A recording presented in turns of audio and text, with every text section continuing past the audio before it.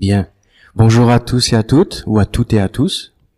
Et ça va être un petit peu particulier, parce que le Seigneur voudrait entrer un petit peu dans les rouages de notre vie chrétienne, et puis, alors, ne pas apporter la solution, parce que il est le créateur des solutions, nous attacher à un protocole que l'on rencontre beaucoup dans la parole de Dieu concernant la faculté qu'a le Saint-Esprit de nous aider à nous confier dans le Seigneur. Sa présence dans notre vie par le Saint-Esprit fait que tout ce qui est ennemi de Dieu est vaincu. Il est la résurrection et la vie. Dans la mesure où on va constamment chercher l'eau vive du rocher, vous vous souvenez, non pas en le frappant, mais en lui parlant, eh bien lui, il est disposé parce qu'il a été quelque part créé pour répandre sa vie dans notre vie, gratuitement, sans condamnation, sans reproche, parce qu'il a accompli sur la croix quelque chose de merveilleux qui nous permet, nous, pécheurs, aujourd'hui, d'entrer dans sa grâce, de consommer sa grâce, de jouir de sa grâce, de grandir dans sa grâce, d'être fortifié par sa grâce. Et Ésaïe 40, verset 31 nous dit « Ceux qui se confient en l'Éternel renouvellent leur force, ils prennent le vol comme les aigles, ils courent et ne se lassent point, ils marchent et ne se fatiguent point. » Ésaïe 40, verset 31, c'est la vie du Seigneur en nous. Ils ne se fatiguent point, ils ne se lassent point, ils courent, ils prennent le vol comme les aigles, qu'est-ce que c'est beau. Ils renouvellent leur force. C'est facile à dire, mais dans notre vie de tous les jours, est-ce que c'est facile à vivre? Pourtant, quand on écoute la parole, quand on lit la parole, ça semble facile. Je vais plutôt employer un autre mot, ça semble naturel. Ceux qui se confient en l'Éternel, eh bien, ils renouvellent leur force. Il y a une œuvre de Dieu qui se fait. Seulement voilà, c'est pas si facile que ça de se confier en Dieu. Pour vivre cette vie, naturellement, en continu, instant après instant, dans les épreuves, dans les tempêtes, dans les difficultés, dans les vents contraires, etc., on s'aperçoit qu'il y a des moments où on ne peut pas vivre cette parole, on ne sait pas comment le faire. Ça nous dépasse. Je le répète, c'est pas la solution par excellence, mais c'est quelque chose que le Seigneur m'a montré au fil des années et qui, ce matin, pour certains, pour certaines, pourrait être enrichissant. On sait que dans le top 5 des protocoles du Seigneur, on va dire ça comme ça, son aide vient à travers les épreuves. On le sait. Mais là, j'aimerais fixer votre attention sur ces épreuves que Dieu permet dans notre vie, qui sont pour nous comme une aide.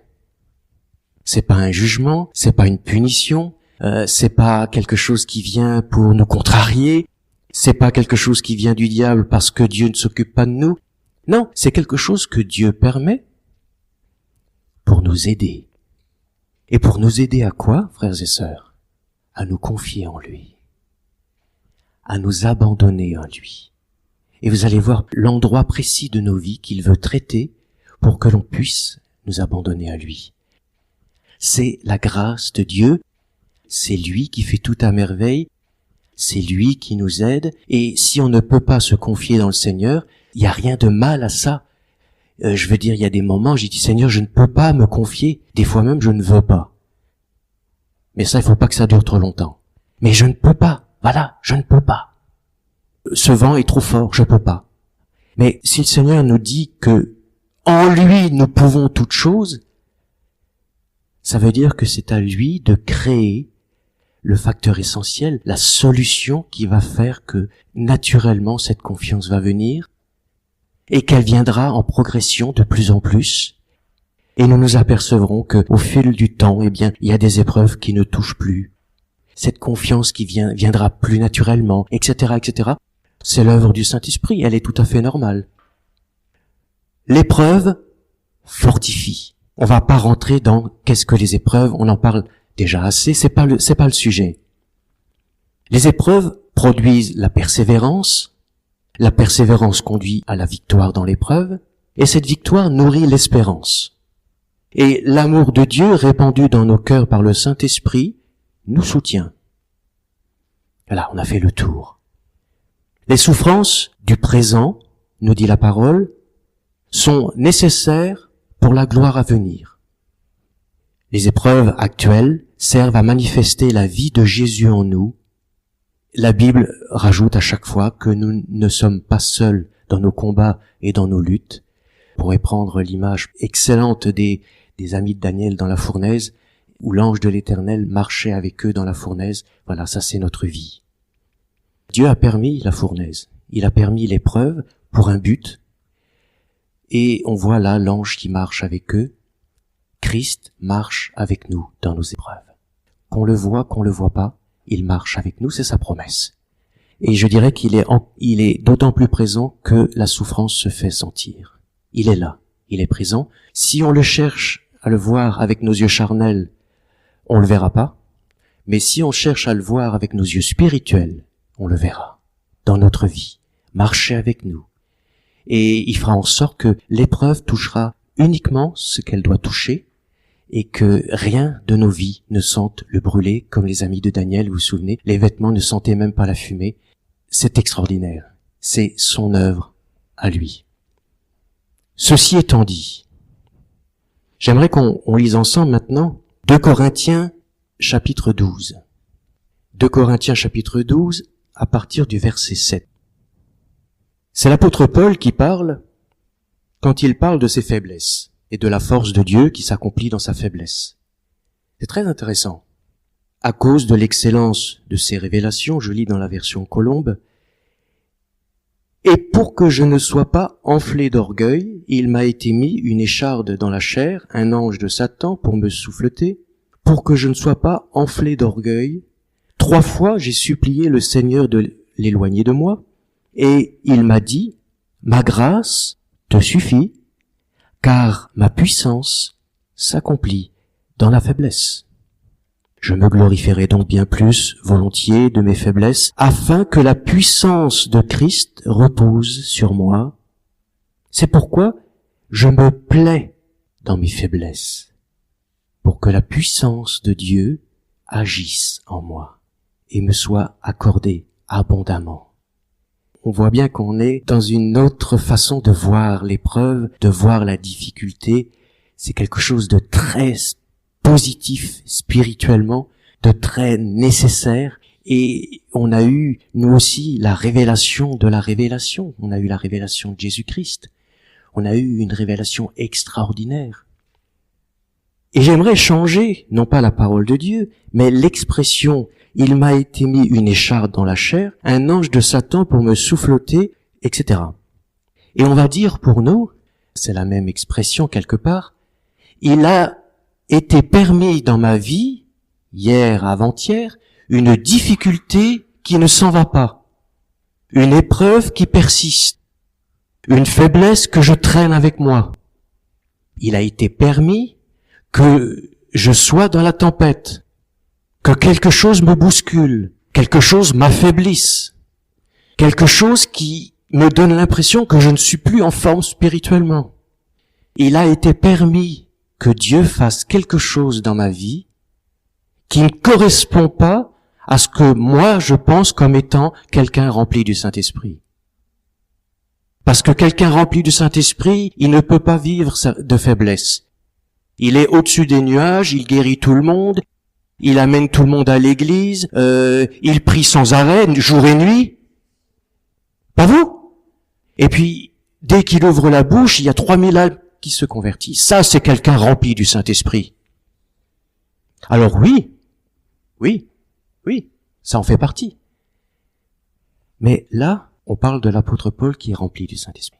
Il nous dit, à travers la parole, à cause des révélations que je reçois, à cause de l'œuvre de Dieu qui se fait en moi, il faut que Dieu permette quelque chose de difficile, par moment, pour m'affaiblir. Je suis toujours rempli du Saint-Esprit. J'ai toujours ma communion avec Dieu, et une communion intime. Mais quelque chose est en train de me bousculer. Et là, on entend la parole du Seigneur, « Tu veux te confier en moi ? alors laisse-moi t'aider. Laisse-moi t'aider.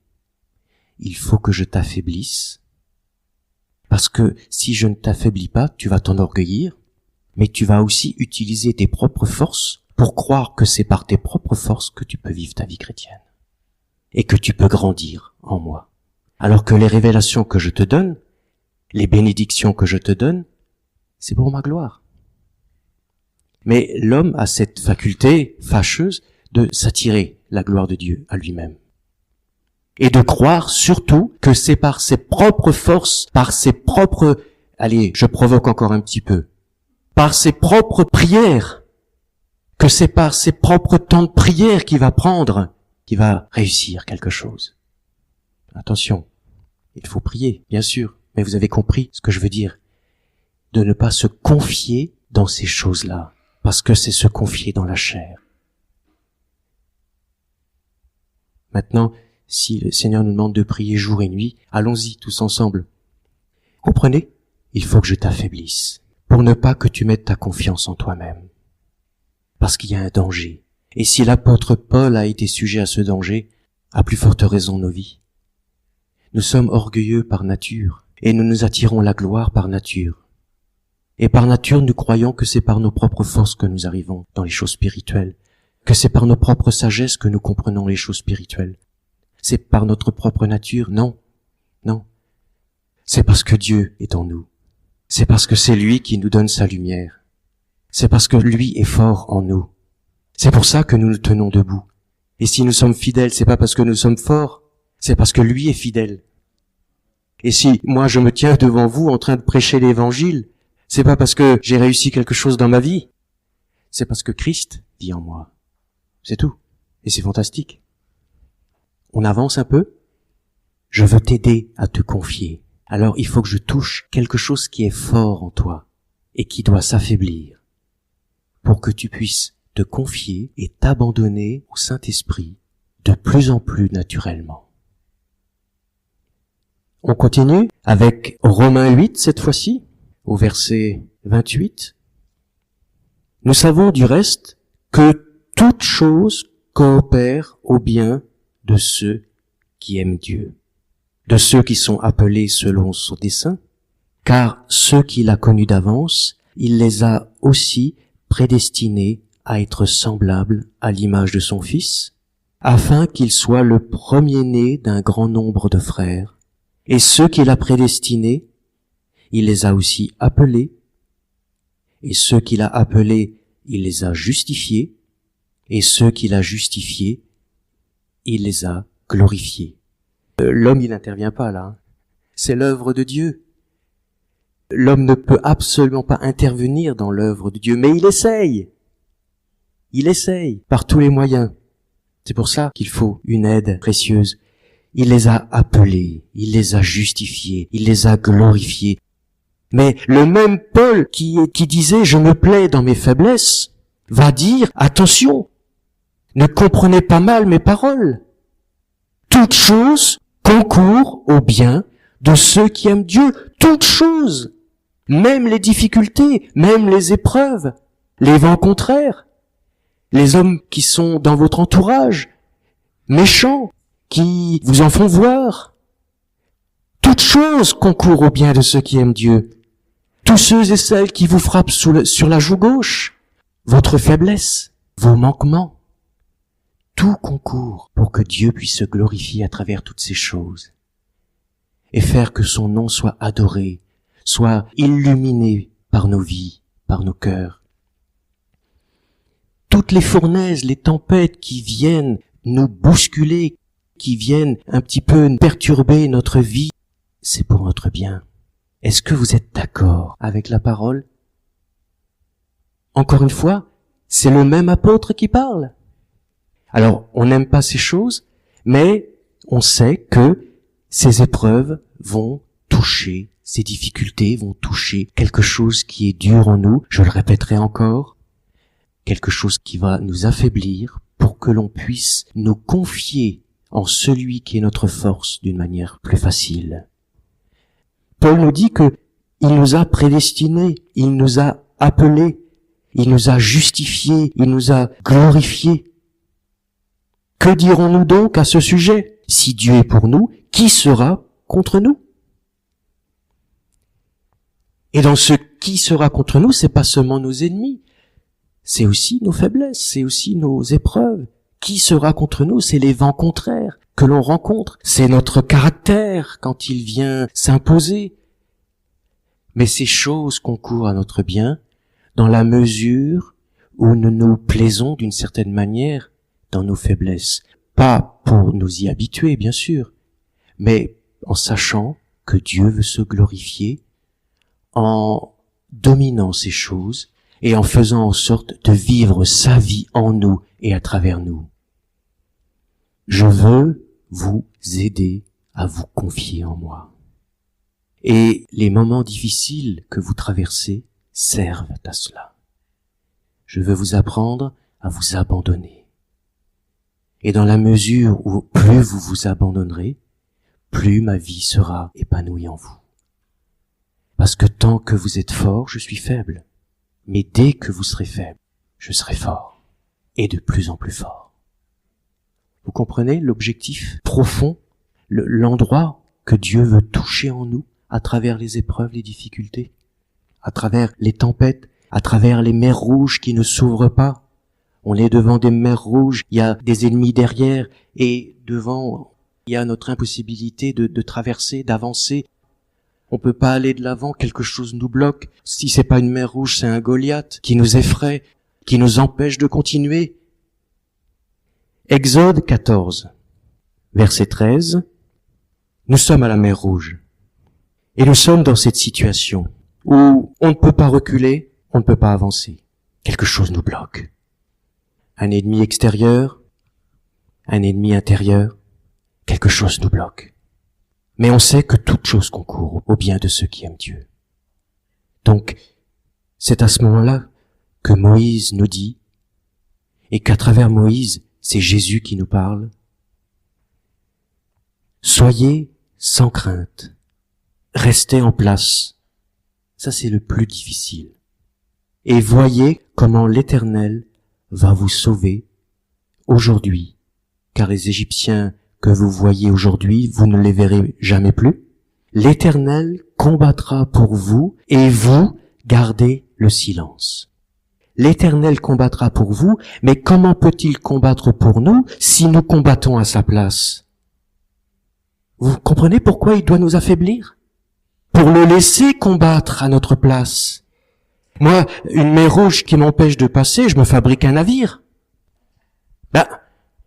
Et je vais demander au Seigneur de m'aider. Je dis, Seigneur, voilà, il y a quelque chose qui m'empêche d'aller plus loin. Il faut faire un navire, il faut faire un bateau, et puis il faut faire peut-être une arche, parce que derrière, il y a un peuple qui me suit. Seigneur, maintenant, je te prie de me donner les plans de l'arche. C'est biblique, non? Je me tiens sur la parole. Non, ça c'est la chair qui utilise notre propre volonté, qui utilise les choses de la chair pour résoudre des problèmes que Dieu veut résoudre. C'est pour ça que nous devons entrer dans le protocole de Dieu, simplement, dans la foi. Et Jésus nous dit, restez en place. Quelle que soit cette difficulté qui est en face de vous, il faut que vous la regardiez avec les yeux de la foi, avec les yeux de votre cœur. Ça veut dire qu'il faut voir que toute chose concourt à mon bien. Donc, si je vais vers la mort, allons-y. Mais je vais rester en place. Si, par exemple, en me taisant sur l'attitude d'un de mes collègues de travail, je risque de me faire virer, eh bien, tant pis. Si le directeur n'a pas compris où était la vérité, tant pis. C'est un exemple, hein. Et vous voyez, si je suis en danger, eh bien, tant pis. Après tout, je le chante tous les dimanches. Seigneur, tu es puissant, tu règnes. Mais quand je suis dans les difficultés, est-ce qu'il règne encore? Or, c'est là qu'il veut nous apprendre à nous abandonner à lui, dans ces moments-là. Pour que, lorsque les autres difficultés vont venir, parce que d'autres viendront, parce qu'il voudra que nous faire grandir dans cet abandon, etc., eh bien, nous ayons simplement compris le principe. Après, le Saint-Esprit nous aidera à le vivre chaque instant, chaque jour. Mais Jésus nous rappelle ce matin, voilà, face à ce Goliath, face à cette mer rouge qui t'empêche d'avancer, que ça soit dans ta vie humaine ou dans ta vie spirituelle, en sachant que il y a un ennemi derrière, donc t'es sous pression. Dieu le permet. Soyez sans crainte. Restez en place et voyez comment l'Éternel va vous sauver.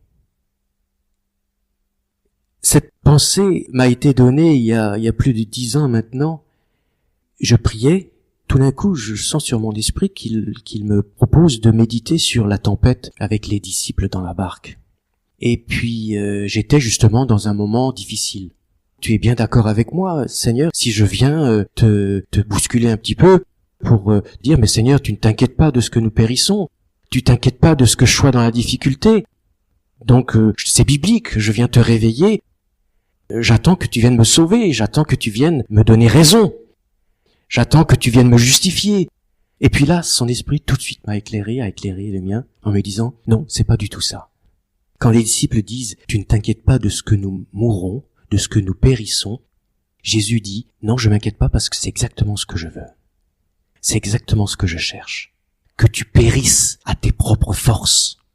Que tu périsses à ta propre nature qui s'impose à moi. Que tu périsses. Que tu meurs à toi-même. Que tu meurs à tes définitions de l'évangile. Que tu meurs à tes propres solutions pour te sortir du pétrin. Pour que tu meurs à tout ce qui vient de l'homme, à tout ce qui est humain, pour me laisser la place. Et là, ce jour-là, j'ai un petit peu compris quelle devait être mon attitude dorénavant. Et j'ai vu que c'était véritablement quelque chose de spirituel, et ça a produit des fruits. Mais ça doit continuer. C'est pas fini, c'est pas gagné. Mais oui, il m'a aidé à me confier davantage en lui, à m'abandonner à lui, parce que j'ai compris que quand une difficulté arrive, c'est pour que je meure à moi-même, afin que lui soit vivant. Car de toute manière, l'Éternel va vous sauver. Même si vous êtes dans le tombeau comme Lazare ou comme Jésus, il vous sauvera. Quelle que soit la fournaise, il vous sauvera. Il est digne de confiance, il est fidèle, il est puissant. Il vous sauvera. Et il vous sauvera de toutes choses. Parce qu'il est puissant et parce qu'il vous aime. Parce qu'il s'est engagé. Et on ne parle pas assez dans nos milieux de l'alliance qu'il a signée de son sang vis-à-vis de ses enfants. Lui, il tiendra son alliance. Si nous sommes infidèles, il demeure fidèle. Parce qu'il sait de quoi nous sommes faits. Si vous lui permettez de réaliser cette délivrance en restant en place, en se taisant, alors vous le verrez combattre. L'Éternel combattra pour vous. Gardez le silence. C'est votre foi se voit dans votre implication. Votre foi se voit dans la façon de lui dire, Seigneur, maintenant, je veux que tu agisses. Donc j'attends. Je suis confronté à la tempête, j'attends. Ça m'effraie, ah oui, mais je t'attends. Et même si les eaux commencent à venir dans ma barque, c'est ce qui risque d'arriver aussi. Peu importe, je sais que tu marches dans la fournaise avec moi, je sais que tu dors dans la barque avec moi. Augmentez la foi pour pouvoir nous abandonner à lui. Augmentez la vraie foi, j'allais dire. Pas la foi qui s'abandonne à lui uniquement quand tout va bien, et quand les miracles se font et que la présence de Dieu fait que tout est... Et ça, il le faut aussi, bien sûr. Mais la foi dans le restant de nos vies, où Dieu permet des temps difficiles pour nous éprouver et pour créer son œuvre. L'Éternel combattra pour vous de toute manière, et je l'ai vu dans ma vie, vous l'avez vu dans la vôtre. De toute manière, Dieu combat pour nous et il obtient toujours la victoire, toujours. Si la victoire tarde, soit on s'est fabriqué quelque chose, soit on s'est trompé dans tel domaine, ou alors c'est simplement parce que ça tarde et qu'il faut attendre, peu importe, que le Seigneur rectifie toutes choses afin que il nous ouvre à un moment donné la mer Rouge. C'est sa destinée à la mer Rouge d'être ouverte. Toutes nos difficultés, toutes nos tempêtes, tout ce qui vient nous heurter, leur destinée, c'est de servir à la gloire de Dieu, et leur destinée, c'est de disparaître. Elles ont été créées pour être vaincues, et pour que Dieu récupère toute la gloire. Et c'est merveilleux. Un Goliath qui vient, il est envoyé par Dieu pour se glorifier, pour délivrer son peuple, et pour montrer au monde entier sa magnificence, sa fidélité et sa puissance sur toutes les ténèbres. Sur toutes les ténèbres. C'est la vocation de nos souffrances, de nos épreuves. C'est d'être vaincu par Jésus-Christ. C'est glorieux, c'est magnifique.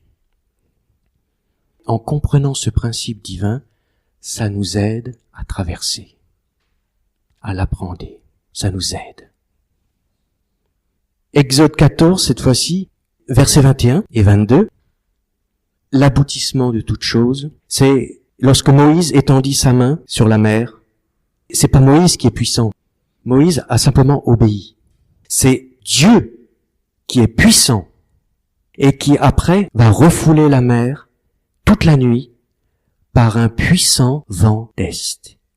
Il mit la mer à sec et les eaux se fendirent avec, je rajoute moi-même, avec puissance, avec magnificence. Dieu dit et la chose arrive. Y a-t-il quelque chose qui soit impossible pour Dieu? Tout est possible. Tout est possible. Et ensuite les Israélites furent sauvés, entrèrent au milieu de la mer et les ennemis furent vaincus. Et en même temps, ils ont vu la magnificence de leur Dieu. J'aimerais terminer ce matin par une note encore plus forte, si vous me le permettez.